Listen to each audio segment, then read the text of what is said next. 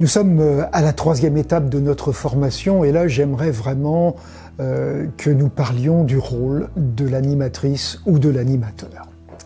Pour qu'un petit groupe fonctionne bien, je vous ai dit, il n'y a pas besoin d'un enseignant, mais d'un animateur. Il n'y a pas besoin d'une prof, mais d'une animatrice.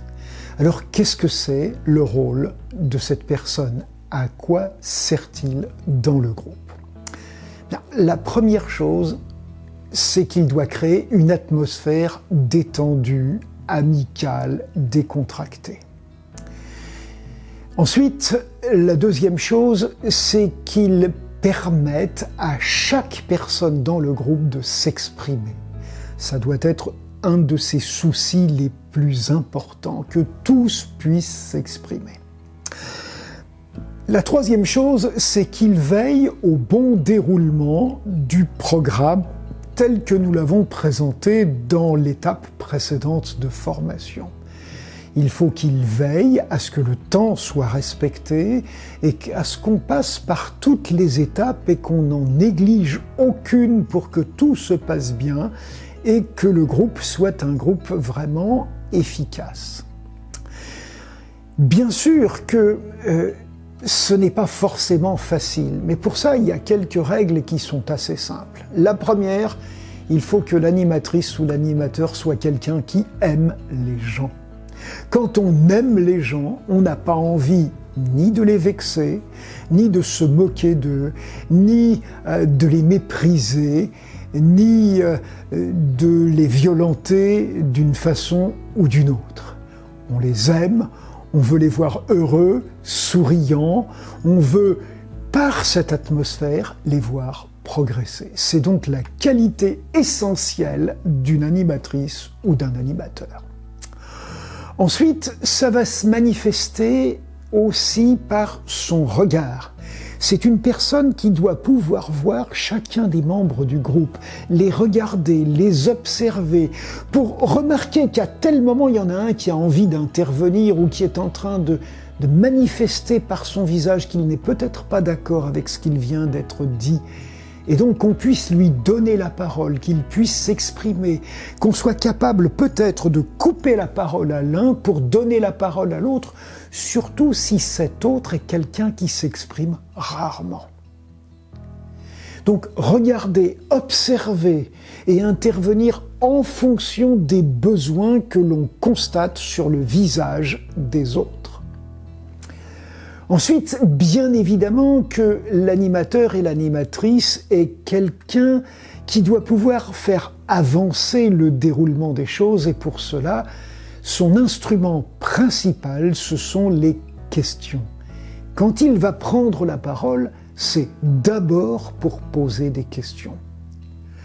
Et nous aurons tout à l'heure dans un autre temps, une formation à propos des questions pour bien expliquer quel type de questions il faut utiliser ou pas.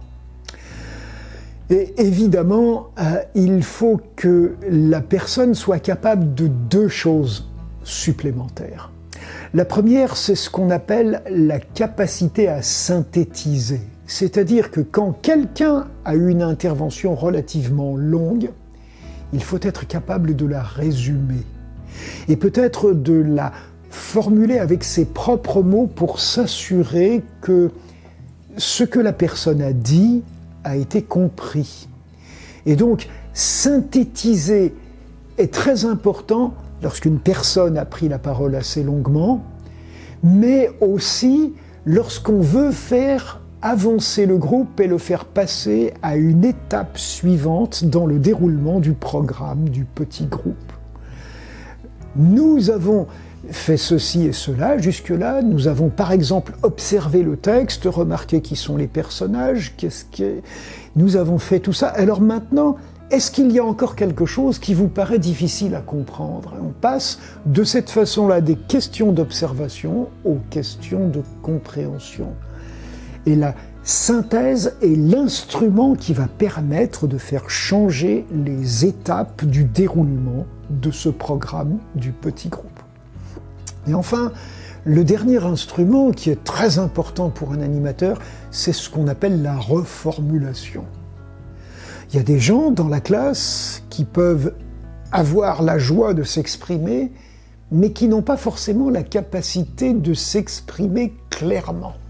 Et là, il ne faut pas hésiter et interpeller cette personne en lui disant « Si j'ai bien compris, ce que tu as voulu dire, c'est... » et vous dites ce que vous avez compris. Et si ça ne correspond pas à ce que la personne a voulu dire, elle va vous le dire « Non, c'est pas tout à fait ça, j'ai plutôt voulu dire ça » et elle va elle aussi être obligée de reformuler. Mais obligée, non pas parce que vous la contraignez, mais parce que vous l'y invitez. Et entre une invitation et une contrainte, je vous assure qu'il y a une différence énorme pour l'ambiance à l'intérieur du groupe. Donc, la nécessité de faire reformuler vous invite à avoir cette capacité de reformuler vous-même. Et il est évident que c'est aussi important lorsqu'on fait une synthèse, et en particulier lorsqu'on arrive à la synthèse finale avant de conclure totalement cette rencontre du petit groupe. Donc voilà, à la fois les instruments et les qualités essentielles de quelqu'un qui doit être l'animateur ou l'animatrice d'un groupe.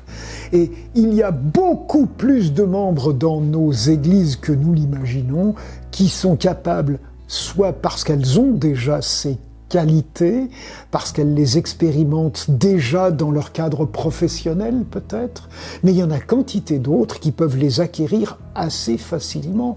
Il ne s'agit pas de se lancer comme défi, de faire des grandes études théologiques pour pouvoir expliquer tous les détails d'un texte.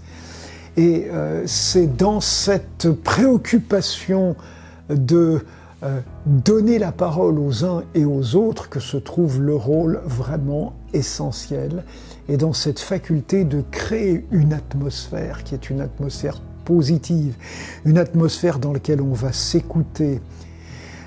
Une des choses que peut faire, par exemple, un animateur, une animatrice, c'est de dire « Ah, votre intervention m'a aidé à comprendre quelque chose que je n'avais pas saisi.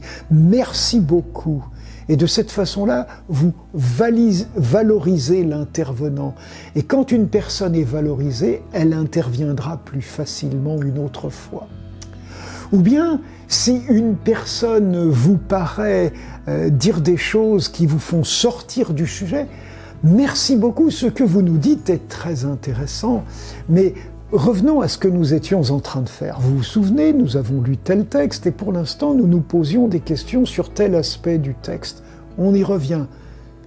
Mais jamais en brutalisant les gens, jamais en les forçant, mais toujours avec beaucoup de respect, de simplicité, d'amour, et qui va correspondre à cette nécessité de créer une ambiance de respect, de fraternité au sein du groupe.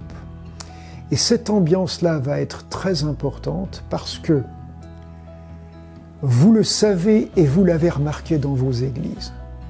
Il y a des gens qui quittent nos églises, et des fois après des années de participation, des fois même après des années d'engagement à exercer des responsabilités au sein de nos communautés.